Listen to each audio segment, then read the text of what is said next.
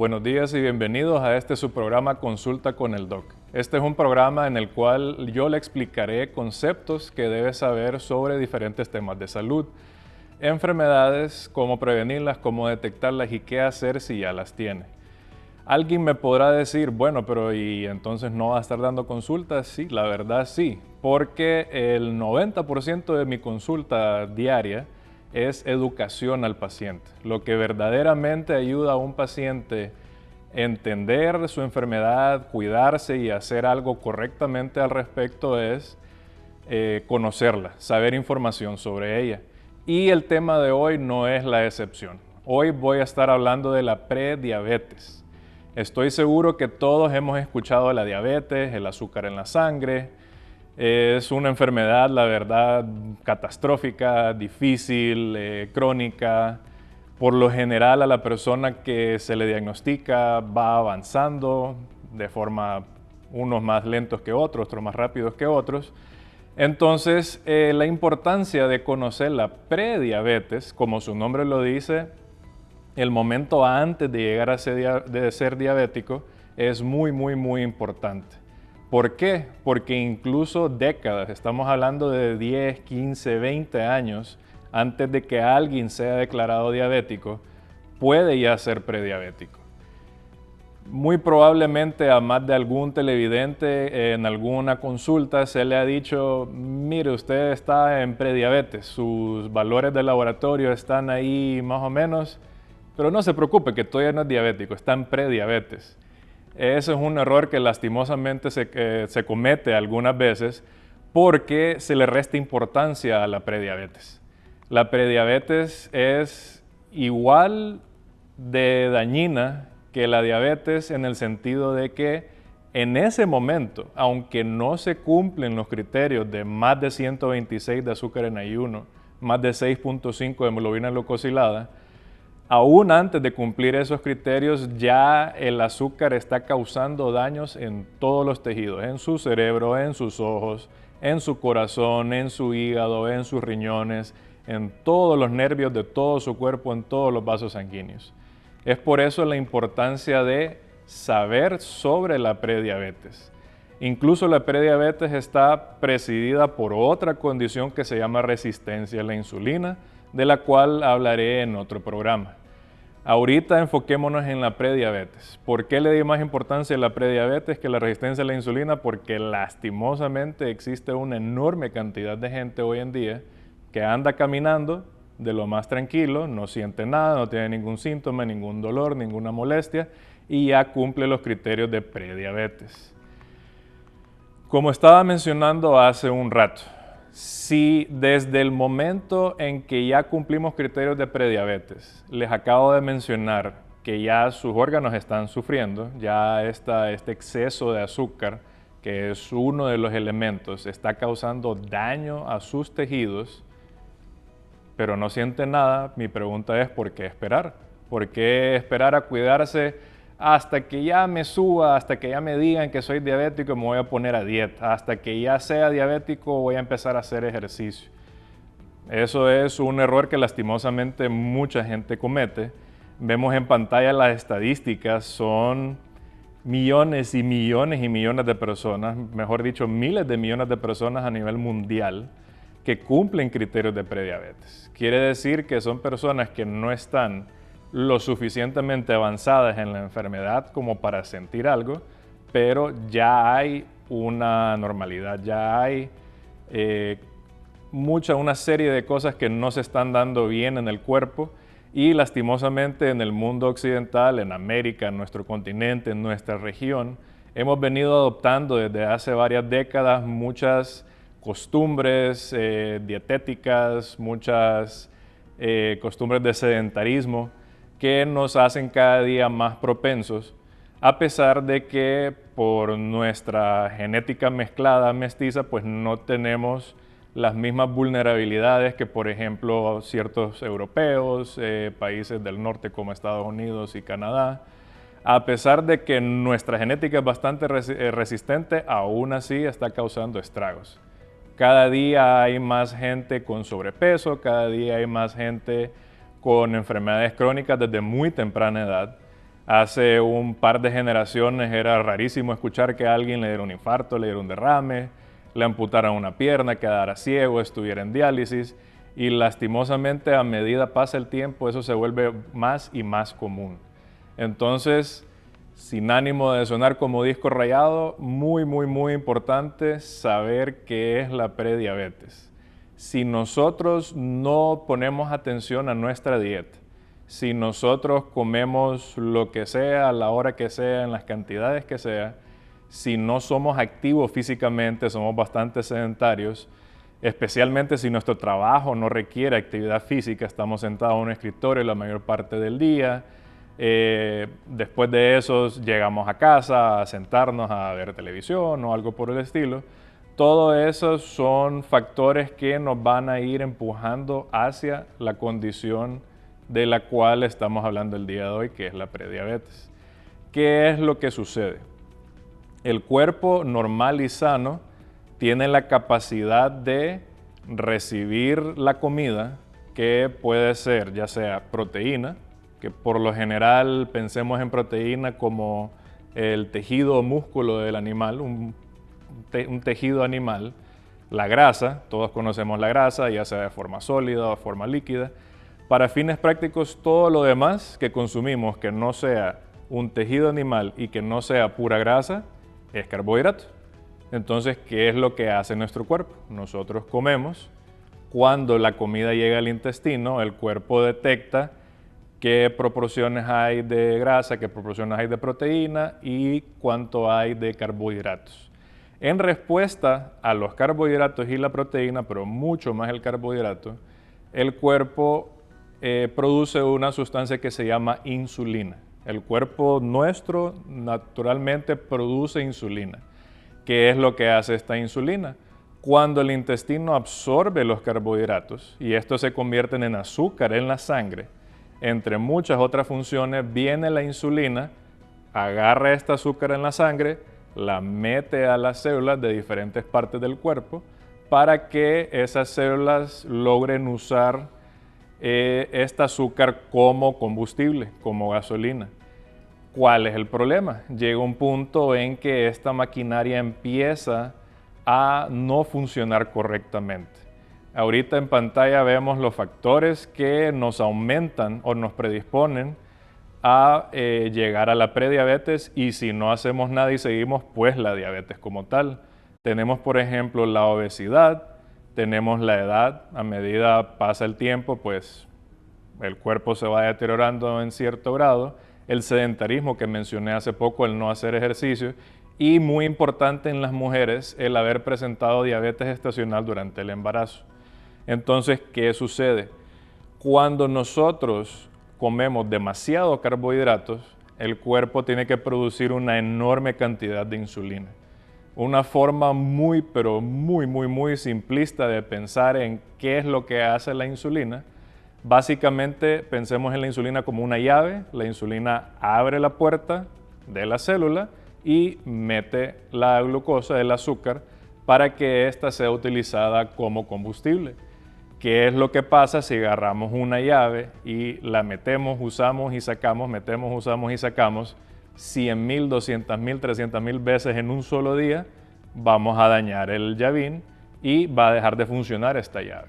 Más o menos eso es lo que sucede con el excesivo estímulo de producción de insulina. Llega un punto en que esta deja de funcionar correctamente. ¿Qué es lo que hace el cuerpo? Bueno, si esta llave no funciona, produzco otra llave. Y si esta no funciona, produzco otra llave. Y así es como llegamos a la resistencia a la insulina, que como mencioné al inicio, es lo que antecede a la prediabetes. Eso en otro programa se va a hablar. Entonces llegamos a la prediabetes. En este momento de prediabetes ya no solo deja de funcionar bien la insulina, sino que ahorita sí empieza a subir el azúcar. A más de alguien le han dicho, no, usted tiene 100, 105 de azúcar, no se preocupe, está en prediabetes todavía. Ahorita ya es el momento donde ya deberíamos de estar haciendo algo. Después de la pausa continuaré hablando del por qué no hay que esperar a que se suba más de la cuenta del azúcar para hacer algo al respecto. Ya regresamos.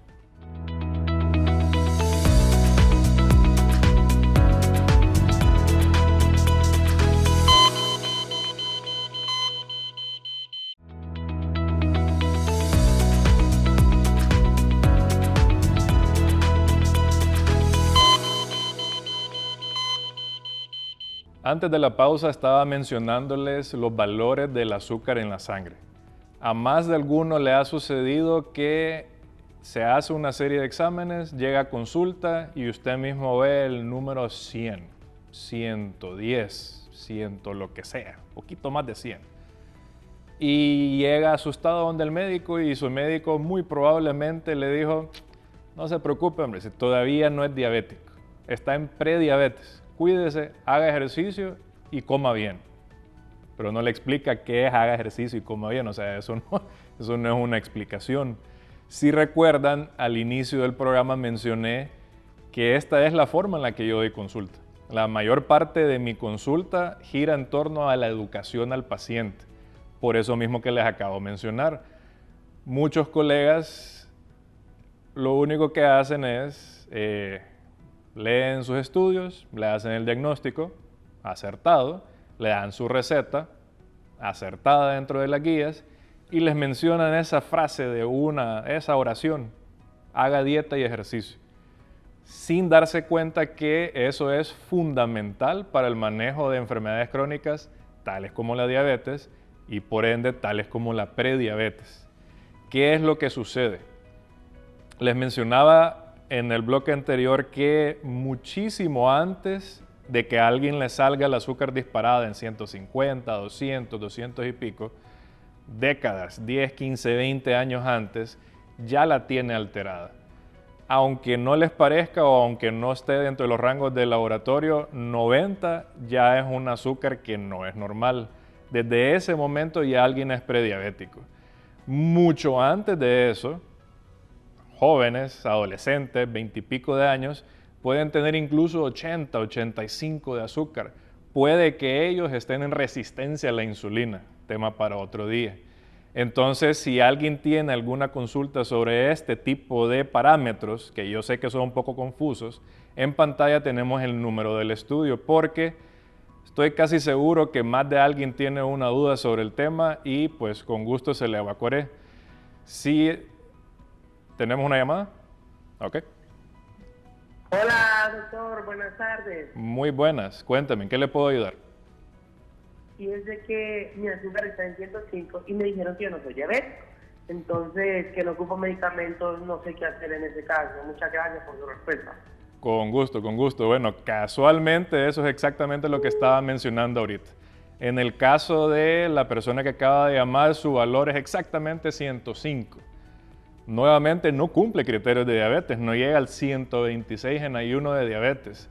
Y muchos cometemos, digo porque en algún momento yo también lo hice antes de aprender por mi cuenta, muchos hemos cometido el error de decir, no se preocupe, no es diabético todavía, pero sí cuídese, porque si no se cuida, va a ser diabético dentro de un tiempo.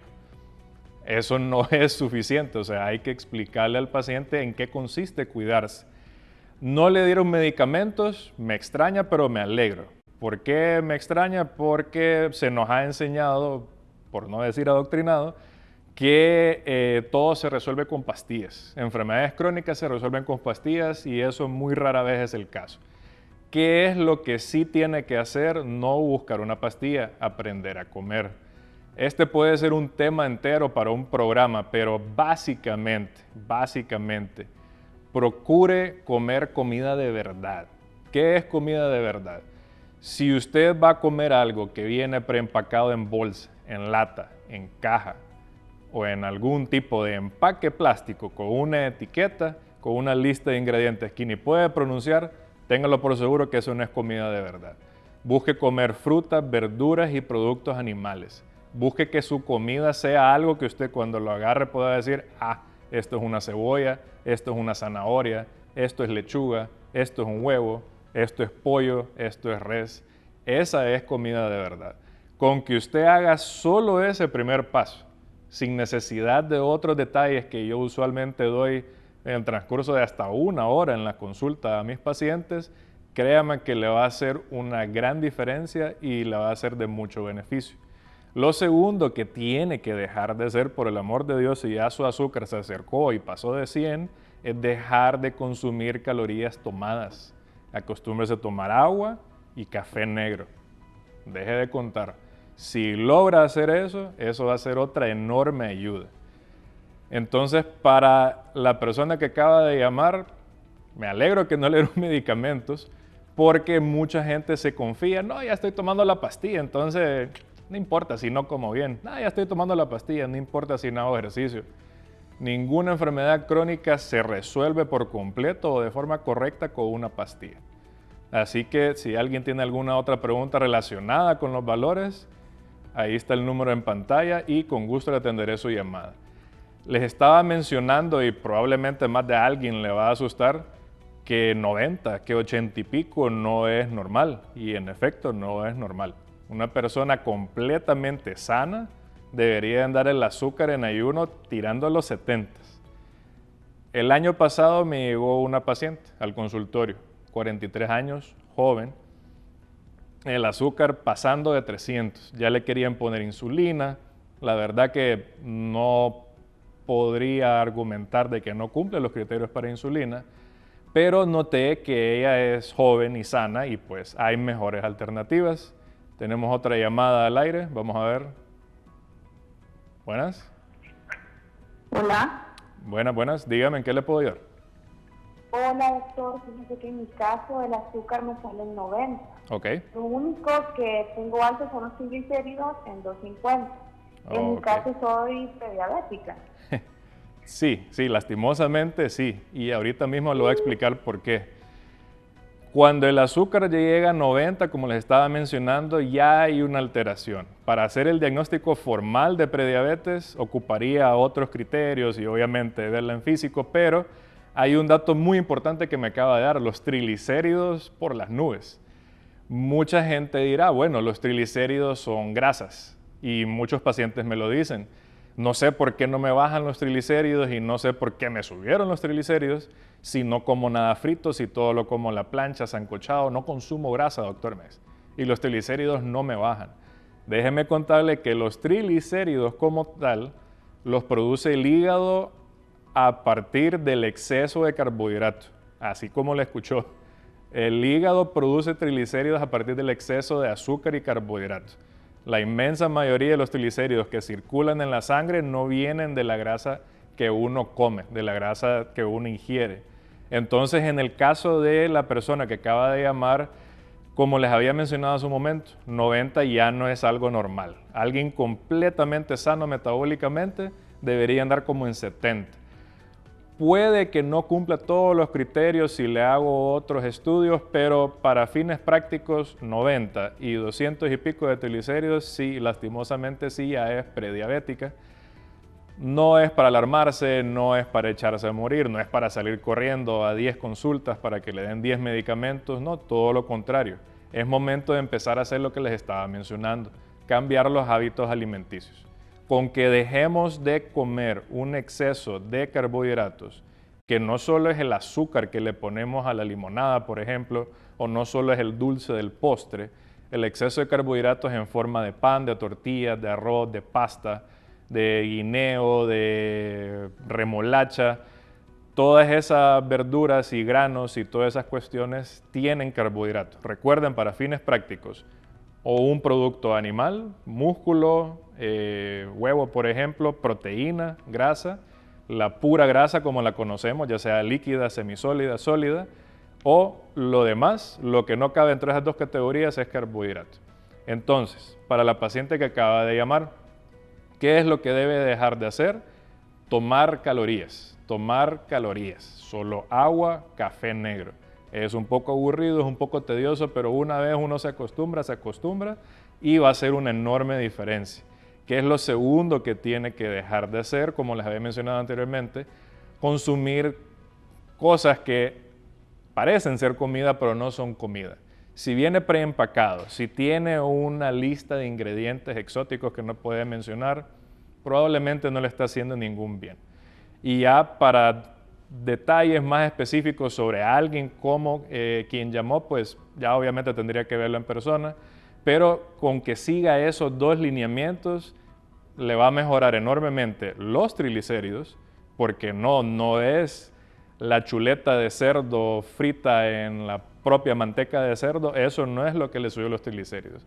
Lo que le subió los triglicéridos fue el cerro de tajadas y el rimero de tortillas, y el refresco 1,5 litros con el que acompañó esa chuleta de cerdo. Entonces no, los triglicéridos no vienen de la grasa que uno consume, viene del exceso de carbohidratos.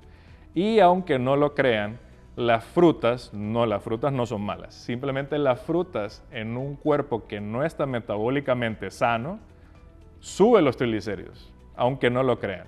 He tenido pacientes diabéticos que mejoran un poquito su dieta, les baja un poquito su azúcar en la sangre, pero se les disparan los triglicéridos. Un caso en particular, la paciente estaba comiendo 6 tiempos de fruta al día, creyendo que era algo sano. Y la verdad, como les digo, la fruta no es dañina, pero sí tiene sus consecuencias. Seguiremos hablando de eso después del corte comercial.